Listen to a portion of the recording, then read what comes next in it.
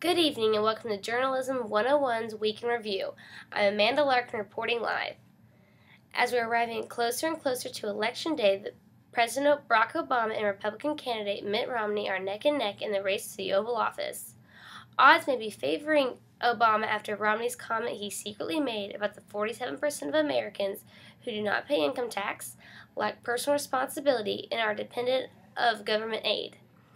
However, Kentuckians may be backing Romney because of the new environmental regulations Obama has put on coal and Romney's opposition of same-sex marriage. According to James Stack of Investec Research, we may be able to have a sneak preview of who will win the presidency. He says Dow Jones is our best bet. Basically, if the stock market rises from Labor Day to Election Day, the current president will remain in office. Another national headline this week is the ongoing teacher strike in Chicago. We are now in week 2 of the strike, and the issue is finally being taken to court. USA Today reports that the students won't be back in class until at least Wednesday because the teacher union representatives decided not to end at a week-long walkout, despite the contract between the leaders of the union and school officials. This week, an odd hate crime was committed in Ohio. An Amish breakaway group was found guilty this week for cutting the beards and hair of citizens in an Amish community. This wasn't the typical hate crime our country normally sees, but it shows the variety these events can contain.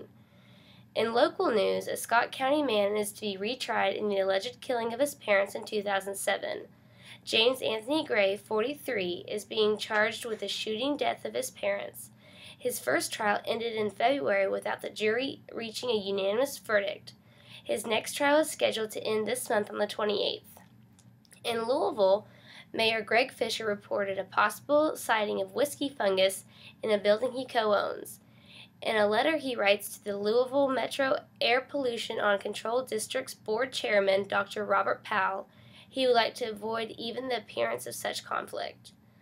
While UK football isn't looking too good with their 1-2 record, basketball season is just right around the corner and fans are camping out in front of Memorial Coliseum to get their tickets to Big Blue Madness despite the chilly weather we've been having. A few sightings of the UK basketball players have been reported. It's nice to see the players paying a visit to their devoted fans. Speaking of UK basketball players, Josh Harrelson officially signed with the Miami Heat on Monday. Reports have been made about his search for a new team since leaving the Rockets over the summer. In other sports news, Bobby Valentine, the manager of the Boston Red Sox, recants his prior statement about the Red Sox having the weakest roster he's ever seen. What he says he meant was the injuries in the Triple-A team in the playoffs make this a weak roster, not the overall organization or the players involved.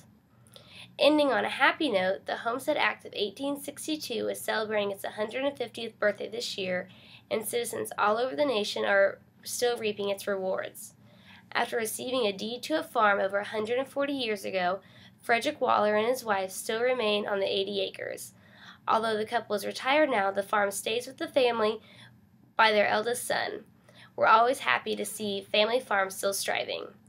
Thank you, and this is Amanda Larkin reporting live from Journalism 101 Week in Review. Have a wonderful evening, and we'll see you soon.